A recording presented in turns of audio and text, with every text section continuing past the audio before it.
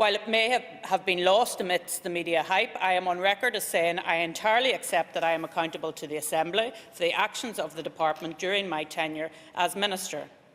I am sorry that the initial scheme did not contain cost control measures and that there were fundamental flaws in its design. This is the deepest political regret of my time in this House. As Minister, I accept responsibility for the work of the Department during my time at DETI. Once again, for the avoidance of doubt, I believe it is right and proper that I answer to this Assembly for my role in the RHI scheme. And not for one moment do I seek to shirk or avoid that responsibility. But if we are to learn lessons from this entire experience, it is essential that we know exactly where things went wrong. Meanwhile, the Deputy First Minister, Martin McGuinness of Sinn Féin, explained why his party walked out, saying that Mrs Foster would be acting without his approval or authority. I want to make it very, very clear from my perspective and my party's perspective that the statement which Arlene Foster is scheduled to make to the Assembly today does not have my authority or approval as Deputy First Minister. She is speaking in a personal capacity and not in her role as First Minister.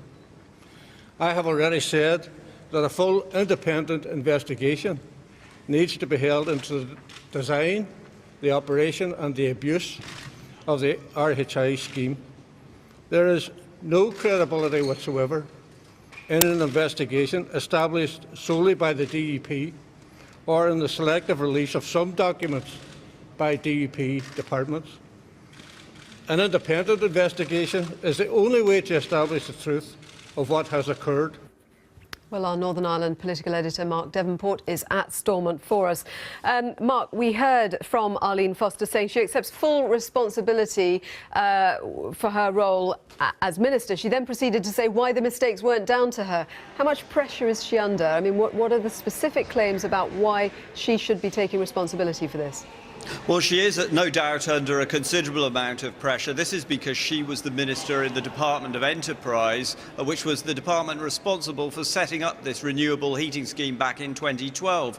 Other parts of the UK had a similar scheme, but they had cost control measures built into them so they didn't overrun their budget. But that got lost in translation when they were introduced here. And whilst when she was in place there wasn't any kind of massive overspend, indeed there was an underspend, the fact that those safeguards weren't put in place eventually really cost the Northern Ireland budget dear, because under her successor the scheme ran out of control. And so she is saying in her defence it wasn't just down to her. This was a scheme that was scrutinised by Assembly members. They didn't pick up on it. No one in industry picked up on it. What happens now in terms of where things go? Because she does not have the support of her Deputy First Minister. There is going to be a vote of no confidence in her.